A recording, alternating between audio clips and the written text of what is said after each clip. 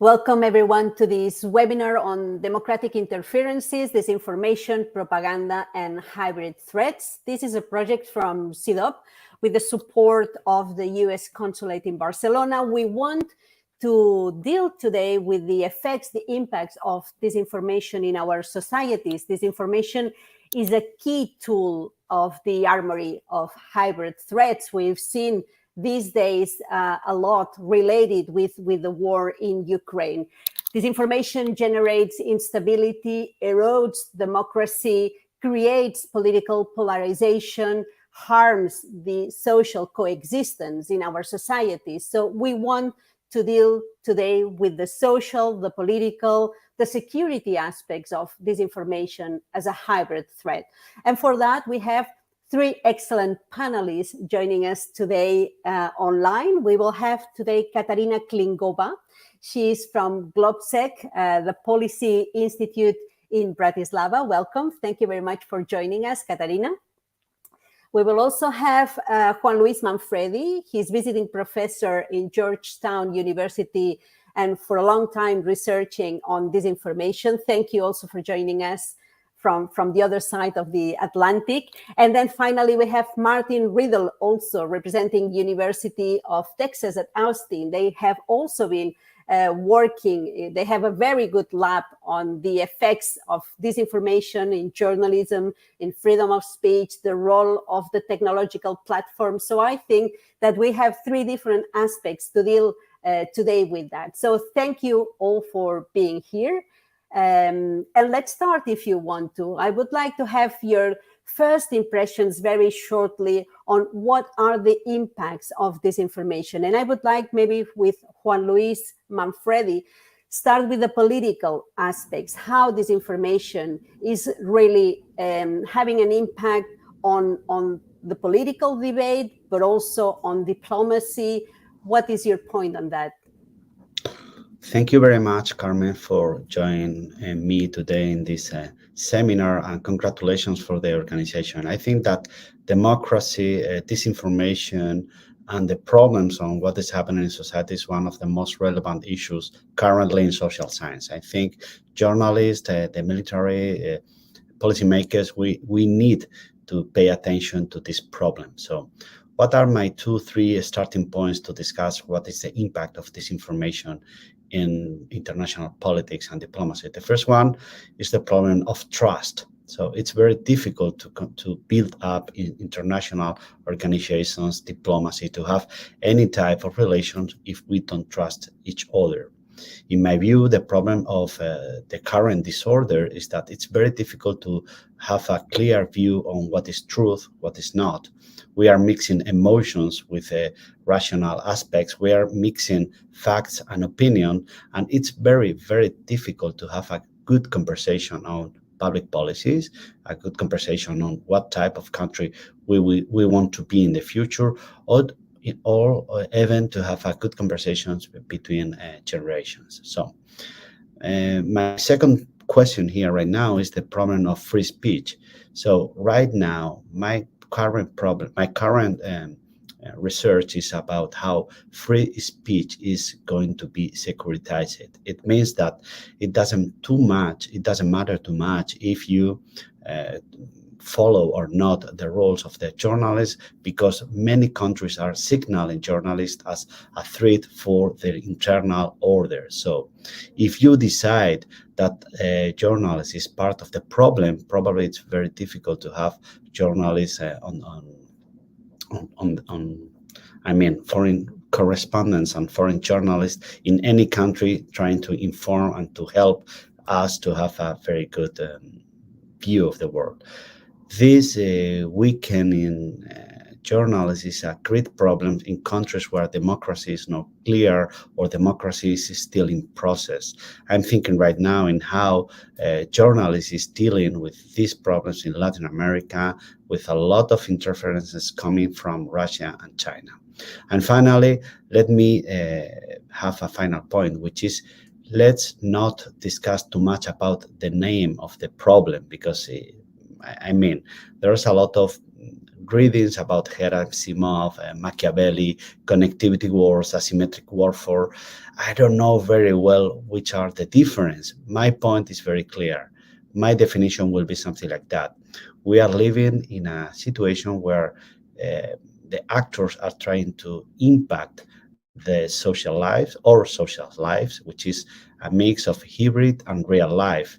It means that we need to attend what is the problem in democracy, the real problems we have. I mean, polarisation, immigration, minorities, all this stuff, before any foreign actor try to take an advantage of our weakness. So that will be my starting points, the question of trust, the question of international journalists, and third one, we have to recognize as democracies that we have problems and we have to deal with them. Thank you very much. Thank you. Thank you. I find very interesting this concept of securitizing free speech. I'm sure we can talk about that. And in fact, this will bring us to Katarína Klingová, because I wanted to deal with her these security aspects. In fact, you've been working a lot on also the impact, for instance, of Russian disinformation. You know very well Central East Europe. And in fact, this webinar that we are having today is part of a project that we have been developing in CIDOB about hybrid threats. There is a publication that you can already see in our website in English about hybrid threats, vulnerable order. The first thing we mentioned is this conceptual differences that Juan Luis Manfredi was already mentioning. There are so many ways of naming these gray zones, this difficult new reality where we are really living now, where there is no clear cut between peace and war, or peace and conflict, and where there are so many different instruments just to fit this idea of vulnerability or our perception of vulnerability. So, Katarína, I would like now to give the floor to you to see how you've been dealing and researching about that from Bratislava. Thank you very much, Carme. Thank you very much for the opportunity to be here, for the invitation to share, our research. I have a short presentation because exactly as you said, we've been analyzing information operations since 2015 in Central and Eastern Europe. In order to find out how impactful they are, we started to conduct our own public opinion polls. So I have a few slides that I'm going to share with you because I think for the visualization of data, it's just better when you see the chart. So let me just share my slide. Okay, so this works. This is how it works. So we've been conducting this public opinion polls, which we titled GLOBSEC Trends since 2016. In 2020, we conducted the public opinion polls in 9 Central and Eastern European countries. As you see from the chart, it's a representative sample, so 1,000 respondents per country. And we collected the data at the end of March, beginning of April. So really, we're able to capture that first impressions of Central Eastern Europeans after the invasion of Ukraine by Russian Federations. And what we saw was that Central and Eastern Europeans really appreciate the EU and NATO membership. If people or if respondents were given an option or a question, if there is a referendum happening next weekend, how would you vote? Would you vote to stay in EU or NATO? Majority of the people, as you see from the chart, would stay to vote in NATO. So they really perceive this international institution as security guarantee, and they, appreciate NATO membership because they think that it makes them less vulnerable and less likely to be attacked by foreign entities. We also saw a huge change when it comes to perceptions of who is the most important strategic partner for these countries. On one side, the indecisiveness and bit of a hesitancy on the side of Germany, really resonating among Central and Eastern Europeans when Germany, being perceived as the most important strategic partner, dropped among them, among their perceptions. And on the other side, we see a big rise of the United States because a lot of people realize that they need that kind of security guarantee in the region, in sense of being the United States, that security guarantee. But the biggest impact and the security impact of disinformation is the threat perceptions. You know, disinformation wanted to influence whom do people perceive as a threat, as a foe. And with the war, really eyes of many Central and Eastern Europeans open up. And as you can see, now majority perceive Russia as a threat, while a year ago it was only 1/3 of Central Europeans that perceive Russia as a threat. From this chart, we see that understanding and perception that Russia as a strategic partner is quite divergent among Central Eastern European countries. And once again, it's a showcase that, you know, the impact of long-term information operations that have been happening in the region for years, really, since 2014 or even before, they do not disappear from one day to another just because Ukraine is getting or was invaded. So resilience building takes time, and especially building of cognitive security takes time, and people would not change their minds, especially if they believe various conspiracy theories or disinformation narrative, or if they distrust public institutions, they wouldn't change their minds from one day to another. As we can see from this chart, there are huge differences on the threat perceptions. The average looks okay, but there are outliers like Hungary or Bulgaria, where the numbers, where, you know, the percentage of population who perceive Russia as a threat, it's almost similar to what we saw in 2021. It almost seems that for Hungarians and Bulgarians, the war is not happening right next door to their country. So again, this shows a huge impact of the information operations and disinformation and pro-Kremlin propaganda.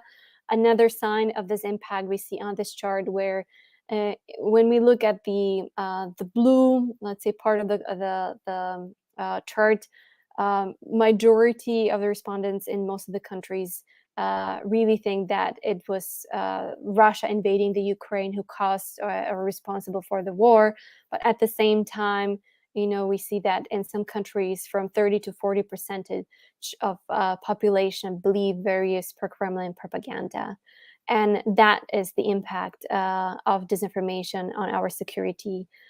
So I'll end here, and we can talk later on and address various aspects. Thank you. Thank you very much, Katarína. Very, very interesting indeed. And in fact, this brings us to Martin Riedl, because Martin will talking about the impact of disinformation, about conspiracy theories, for instance.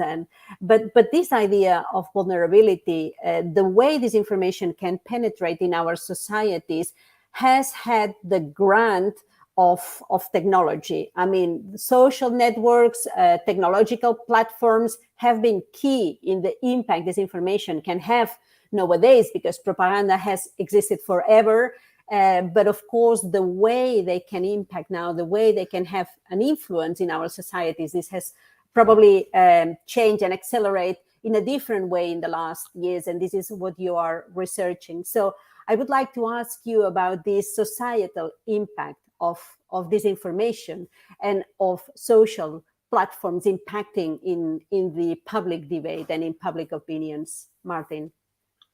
Thanks so much for having me, Carme Colomina, and thanks to the Barcelona Center for International Affairs for the invitation to be here today. At the Propaganda Research Lab, a lot of the work that we do deals with, well, propaganda and dis and misinformation, but also with the ways in which specific platforms might lend themselves more to the spread of false and misleading information than others. We also do research on the role of political influencers in social media, among other issues. So meaning influencers that try to get involved in political issues and may speak on behalf of political campaigns. I wanted to start by speaking a little bit about some of the work that we've done to make sure that we're sort of sufficiently addressing the social and cultural aspects of dis and misinformation. As has been outlined before very nicely, there's a power imbalance in that false information is always then particularly successful when it falls into informational voids that are otherwise not catered to. This is particularly successful, of course, as our societies polarize more and more. And yet, at least up until fairly recently, we assume that somehow these problems that are exacerbated by technology can also be solved by the very same technology, when in fact they're all very, very human problems, and propaganda, as we know, has been around for a very long time. We all want easy explanations and comfort, and people will listen to whoever provides those easy explanations and who appeals to folks at a very emotional, personal level and talks with them about cultural issues that we care about. So what I want to point out here is, and this ties in with where our research comes in, is that we have this crisis of public spaces. On some level, social media, of course, were once thought of as public spaces where we come together, have more or less meaningful debates, agree or disagree. We still have some of those public platforms, but they get fewer and fewer. People splinter off. We end up being among like-minded people. You know, new platforms mushroom. People get deplatformed. So as these spaces in society where we really hang out with people of identities that are different from ours, regardless of whether those are political identities or other forms of identity, we need to focus our attention in research and in like looking at where false and misleading information spreads at private spaces of communication as one avenue where false information might get spread. And that's exactly where our current work comes in. We look at encrypted chat and messaging platforms like WhatsApp, like Telegram, like Signal, KakaoTalk, Line, among others, specifically in the United States, but also in other places. And I think these platforms are particularly interesting. First, like if you think of WhatsApp has more than 2 billion users, so it's very much where communication happens. These apps are integrated into our everyday lives. They're used for work and play, to talk to friends and family, but also in professional contexts. But because we are connected to folks that we already trust, that we're typically close with in one form or another, there's less vetting, there's more trust, there's little to no platform intervention. Of course, we're also speaking about encryption and encrypted messaging apps, many of which have end-to-end encryption affordances, meaning that neither the platform itself nor the government can see what's exactly inside communications. And there's benefits and downsides to that, of course. If we think of authoritarian governments, such encrypted apps can be extremely powerful tools to organize, for civic action, for backstage activities, to fly under the radar. But at the same time, the encryption also protects nefarious actors that either want to spread misinformation, want to spread other sorts of harmful content, child sexual abuse material, whatnot. And that ties in a little bit with when we think about where false information happens, this difficulty of encryption and how encryption also is tied to freedom of expression. Do we really want platforms to do away with encryption and essentially eradicate all spaces where we can communicate privately with one another? Like at what cost? These are large trade-offs. The last point I wanted to make is we look at these apps and we find out that they are used because people feel like there's communities of trust, but also there are spaces in which information can easily, unwittingly turn into misinformation because of the ways that these apps work. They have public-facing components and they have private components, like you have broadcast groups, but you also have one-on-one chats. And so chat apps and encrypted messaging apps function as funnels for information groups of individuals to either withdraw into private spaces or for information to make its way out into the public. For instance, we've seen a lot of these apps being used for coordination, for example, to manipulate others from hidden chats into the pie. And so there's concerns that come with that.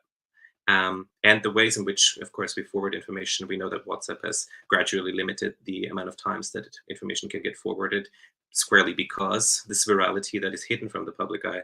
We don't know how often an item, a meme that shares false information gets shared, but it can quickly be forwarded. There's obviously more to this, but I'll stop here. Yeah, thank you, Martin. Well, I think we have a very broad picture of the different aspects of the challenge.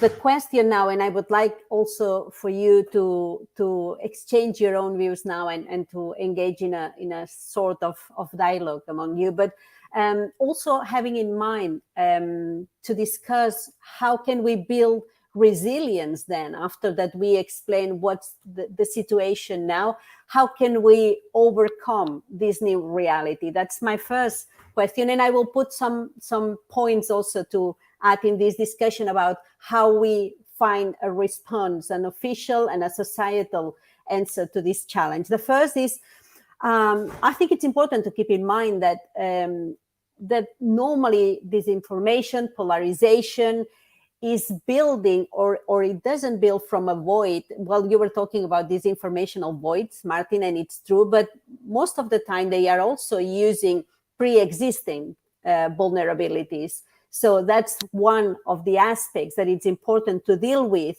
not only on the content of the misinformation or the false narratives, but also the pre-existing vulnerabilities. That's the first. The second one is related to these narratives. There has been for a long time this idea of debunking, and you were also mentioning at what cost can we also take measures against disinformation. Are we going to put all our hopes in regulation or on curation with the cost of limiting free speech? So that's also something that we have to keep in mind when trying to find a solution or an answer to this information that at the end is multifactorial. And finally, also on regulation, this is something that is really being discussed in the European Union, but there is no global governance, not even a shared governance, a transatlantic shared governance on how we deal with the big technological platforms. So this should be, according to you, yes or no, part of the discussion that there should be following now all these challenges that we are presenting today? It's all yours now. Who wants to start? You are mute. Yeah, okay, sorry. So thank you very much, Carmen. Juan Luis. With your questions, I think that we are going to need 4 or 6 more webinars to complete the whole picture. Well, we'll have to do it in 20 minutes. Okay, let me give 2-3 key points to complete my starting point. And also after listening to Martin and Katarína, I think it's important to maybe to underline. The first question is about conspiracy and the impact of these ideas in real life, in politics. So today, Washington Post published that 299 candidates are still, I mean, in the midterms, are still considering that in the elections in 2020 were stolen elections. So conspiracies are real because the impact of these beliefs are real. So this is the main problem we have to understand in democracies, and this is what we have to fight. So I would like to be optimist. I would like to bring some light to this webinar today. And I think that we have some options. I will say, as European, the first one is that we need more regulation. Okay, fantastic. But we need to help local journalists. We need to help local journalists because it is the only way to connect with communities. In my view, if we trust too much in how social media will auto-regulate or self-regulate itself, and we forget that people is going to read news in local media rather than in national channels or something like that, this is a bad starting point. So I will ask for this regulation, okay, but please don't forget that we need local journalists. We are facing a great problem in the journalist industry, and the local activities are local entities are disappearing. So please, I know this is a discussion, a very important discussion in the US, the fact that local journalism is having a big influence, in fact, and it has been really decreasing in the last time. Yeah, yes, it is. This is my second point here today. Thank you. Maybe Martin, since we are talking about the US, if you want to follow, and then Katarína, yes. Absolutely happy to jump in. You asked about resilience and interventions. That's, of course, top of mind. Social scientists are always better at pointing out the problems than at pointing out the solutions. But you mentioned fact-checking and debunking. We all know that when there are fact-checking websites, the content at times gets shared even more, right? Like there's a tweet that states something false, then in the process of fact checking it, you need to reshare the original claim, and that might actually do more harm along the way. One of the problems that I see with fact checking and debunking is the questions of hierarchy and authority. Like, if we already have a crisis of trust in news organizations, why would we think that if news organizations then start spin-off fact-checking websites, people will trust those more? So if there are initiatives that do fact checks, they must be raising community voices, and they must be culturally sensitive. They must be sensitive to language. They must be sensitive to why people might be believing in certain conspiracy theories. And so initiatives that try to build new fact-checking websites, if you will, need to do just that. They need to be raising the voices of community members so that people really have a buy-in in those solutions. The second point I wanted to make is when we think of interventions are important, but we can't rely on platforms or regulation. Both, of course, are important levers, but we also need to raise literacy around individual agencies that users have. We need to think about ways in which skills that pertain to content moderation can be raised. Like what are ways in which community can moderate? How can we educate people that participating online does not just mean posting and sharing, but also responding to things that we disagree with in a way that is productive and that leads to better understanding. Like, that sounds utopian, I know this, but there are ways in which moderation is sometimes more successful, and raising this literacy around the agency that people have in intervening when something falls misleading or otherwise harmful gets shared is important.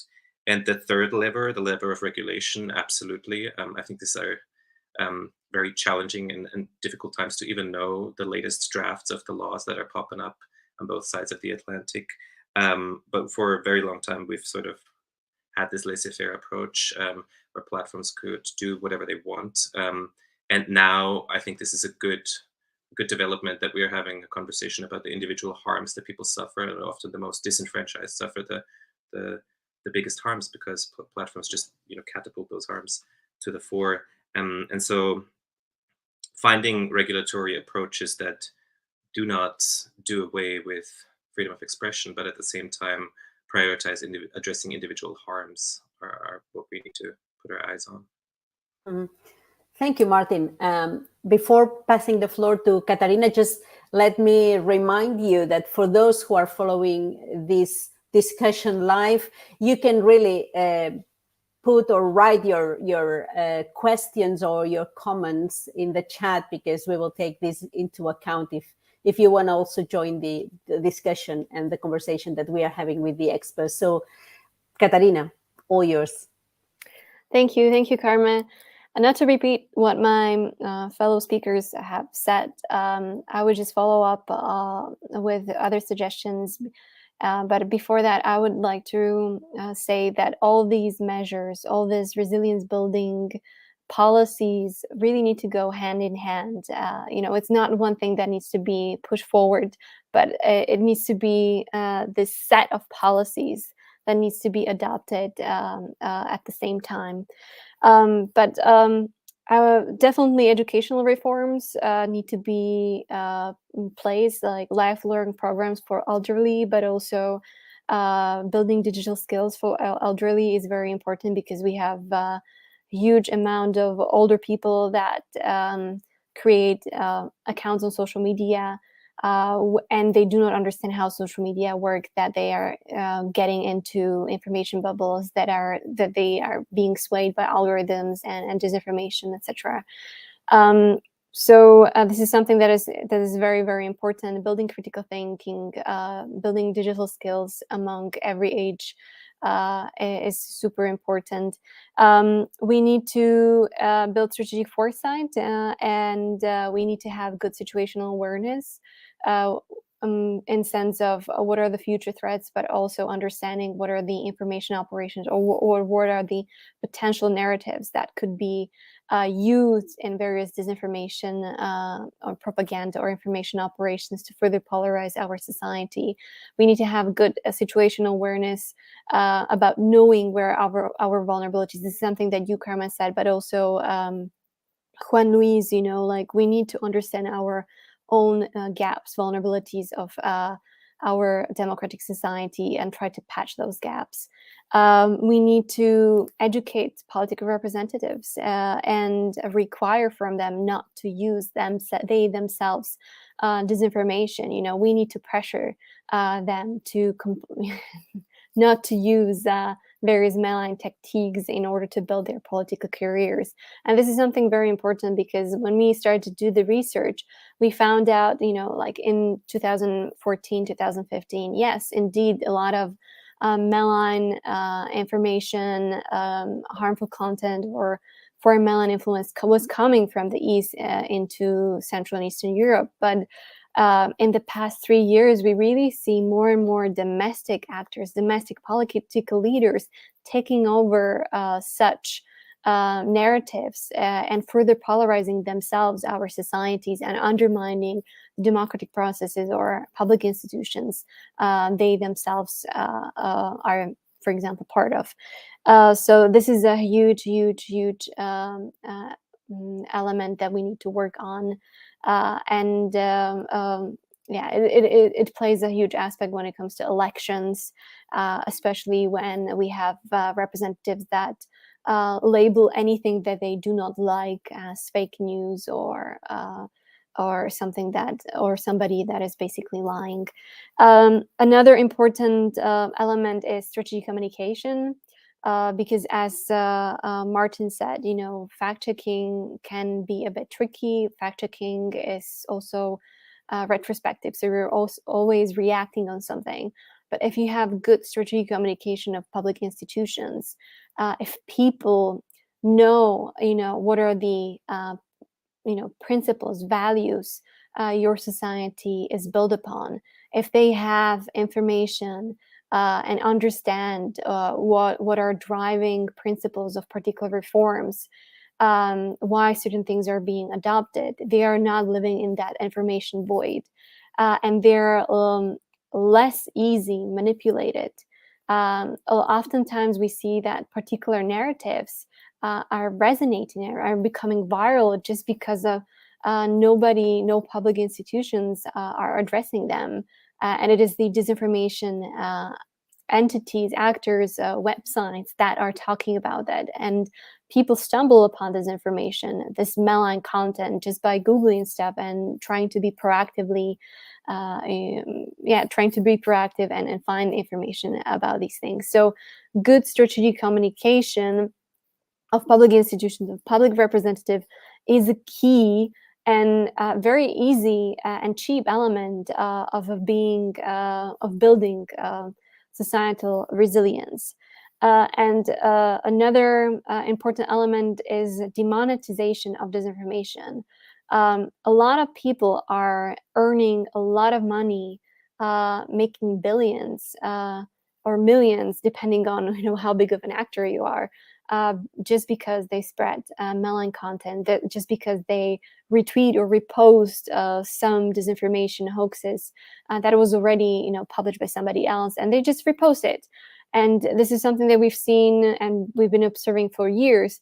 So let's demonetize disinformation and let's raise awareness of private companies that they themselves, by buying advertisement on particular websites, are actually contributing to spreading disinformation and are contributing to our societies getting more and more polarized. So I'll end here. Yeah, and I was thinking that we are just living now a very clear example of everything that you've said with the Nord Stream attacks, in fact, and all these conspiracy theories that we've been witnessing and reading in the last days, in the last weeks, and also this idea of really polarizing explanations on who was behind the attack to the gas pipelines, and how probably everyone is just buying the one that fits much more in their view of the world, of the geopolitical differences and balances that we have now. No, and this has been also very present also in the US, very, very politicized.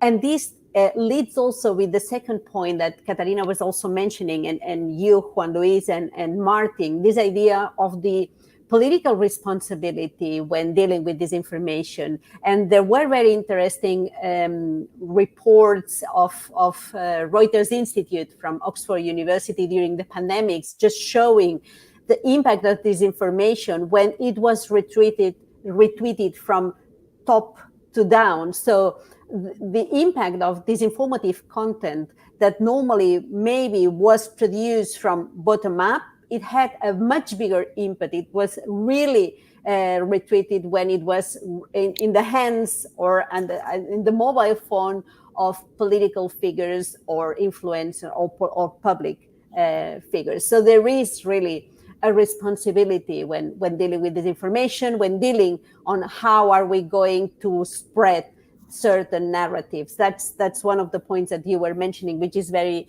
interesting. And listen to you, I was thinking on one of the articles, in fact, that we have in this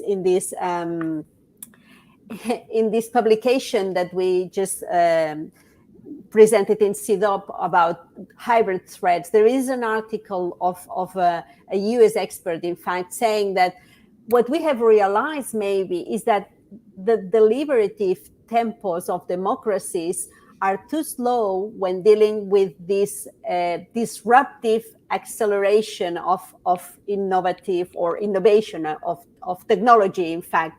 So this is a challenge for democratic governance, how to deal with that when they will always go one step, at least one step behind any technological change. And we will have now the same discussion when thinking all these artificial intelligence changes coming into our societies. In fact, it's exactly the same.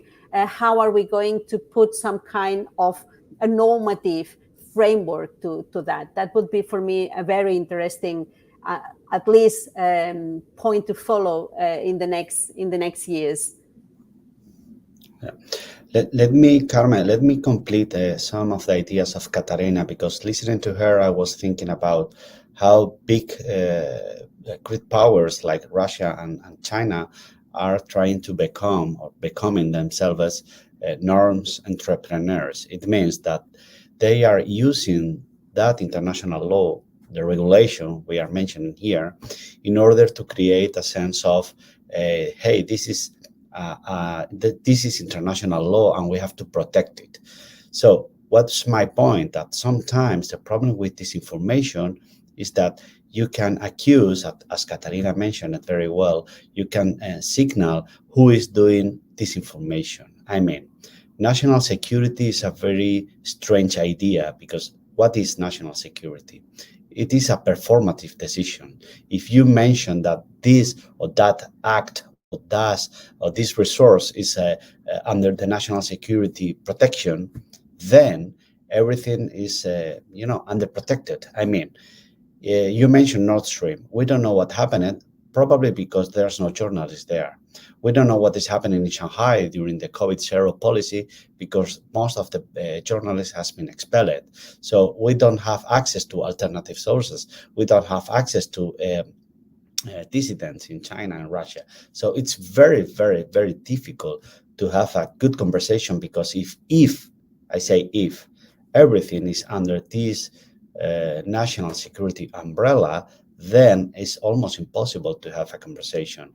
So my point is that sometimes we have to maybe reduce the space for these national security and defense aspects and incorporate more voices to that. And let me complete my argument with a second issue. We are thinking in propaganda and disinformation in, I will say, in a very rational way. But let me incorporate a new layer to the conversation, which is the use of emotions, the use of memes, the use of all these new communication tools that are completely, I will say, completing the disorder. So for democracies, it's very, very difficult not only to respond in real time, but also to respond to memes, to fiction, to all these TikTokers and all these disinformation actors playing in a completely different language, format, and system. So this is fantastic for us to do research, but it's very difficult if you are a policymaker. Let me also jump right in here, because I wanted to follow up on something that Katarína mentioned earlier, that was about the importance of strategic communication. And I would add, we talked about the time lag that it takes to debunk false information and to really convince people that something was wrong. And that this game of whack-a-mole in regulation, but also in like weeding out false information, is very dangerous. Like, platform regulation is always going to lag behind. There needs to be a really large controversy for something to happen. And so we need to ask ourselves the question of preempting and how we can prepare people through strategic communication for ambiguous results and for the possibility that it's not a clear-cut thing that we know will happen, but there's multiple possibilities. Yeah, just want to add that.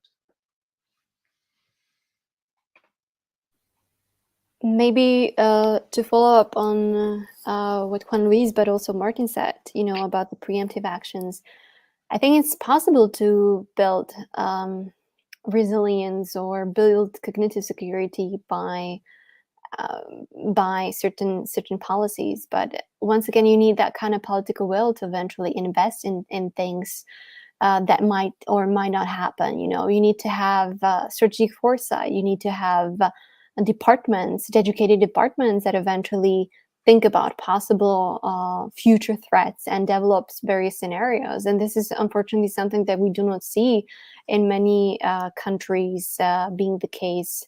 In many countries in Central and Eastern Europeans, that they do not have such departments, or such departments are just being developed as a response to the war in Ukraine, despite the fact that, hybrid warfare, information operations of the Kremlin, but increasingly of China, has been, going on for years and years.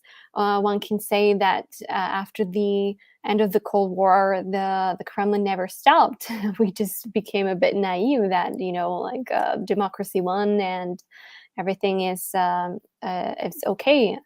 But it's not, and we see it now, because we've seen it now, we've been observing it now, and many, especially Baltic states, can say, "We told you so." That we need to be paying attention to what the Kremlin has been doing. You need to build resilience on a continuous basis. But yes, resilience building it needs to be continuous.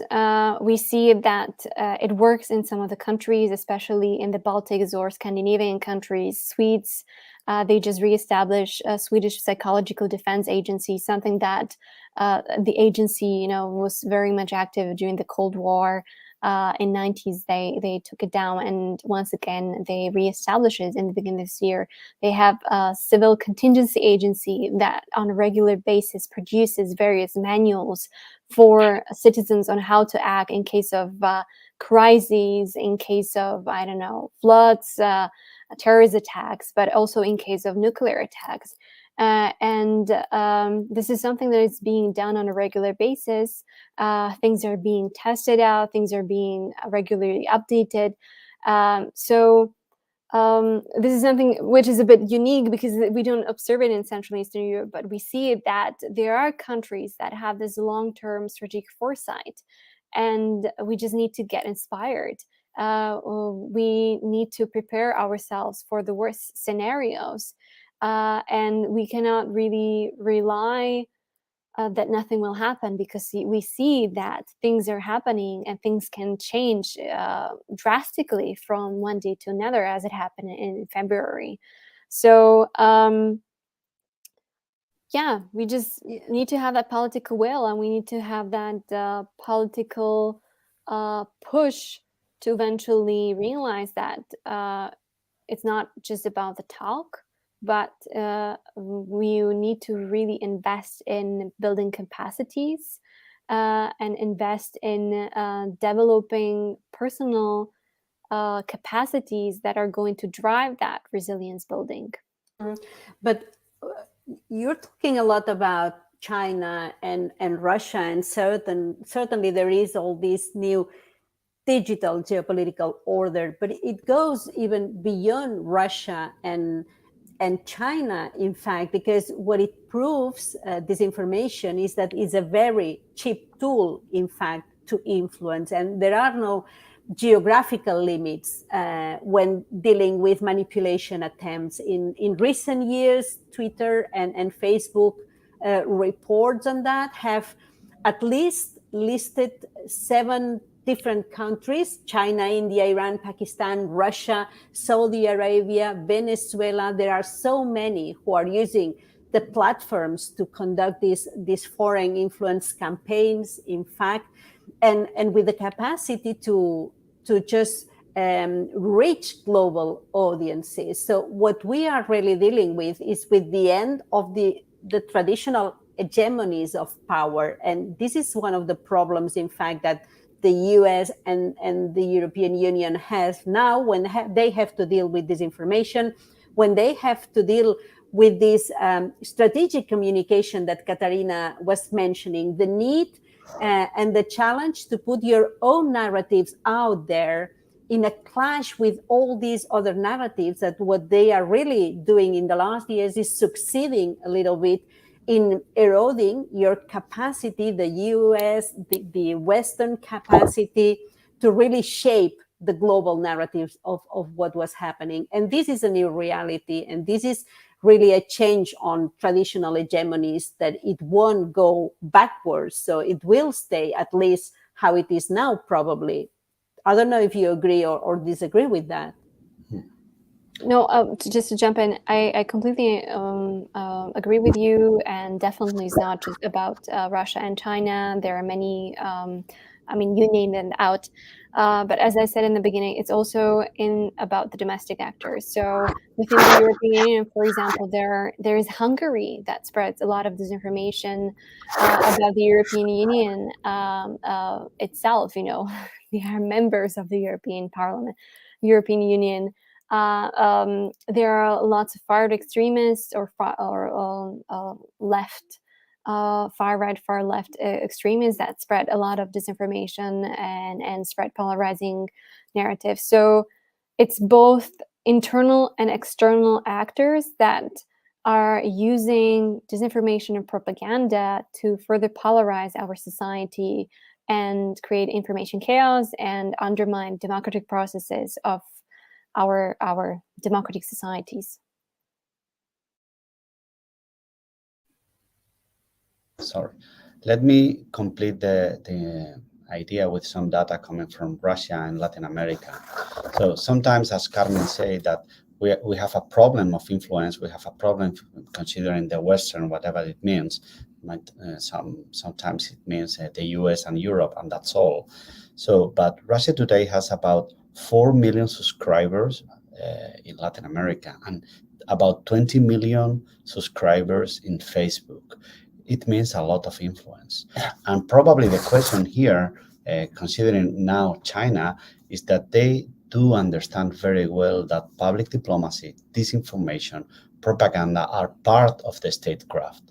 It's not a byproduct, but it is part of what they are going to do in foreign countries. So since 2016, China is increasing the invest in media infrastructure, in technology, in having presence in content production, in entertainment, in cinema, in fiction, in social media, and all the elements of whatever it means, information warfare.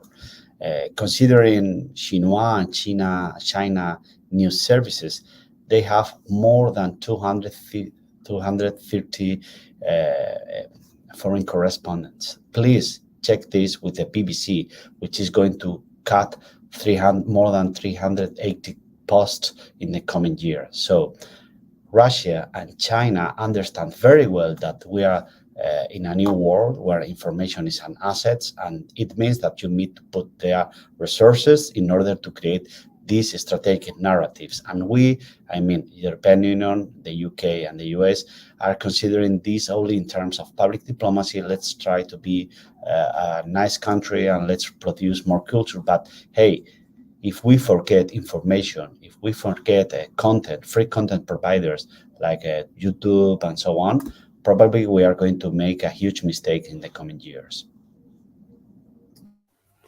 Martin, any final remarks from you? On that note, no, I wanted to say that I think it's an astute observation that this is about hegemony, and this is about power, and this is about the shift of powers in the world. But it is also, ironically, that the access to propaganda is democratized and everybody can play on the same field. Like before, the United States is no stranger to propaganda and spreading propaganda itself. So now we see a lot of other actors doing similar things as the US has done in the past. Yeah, Martin, sorry, if you let me jump in, because you are really studying propaganda. And this is one of the points that I normally mention, in fact, that part of this clash in the hegemonic power explaining the world deals with the fact that the US now is being challenged in a ground where they used to excel. In fact, they used to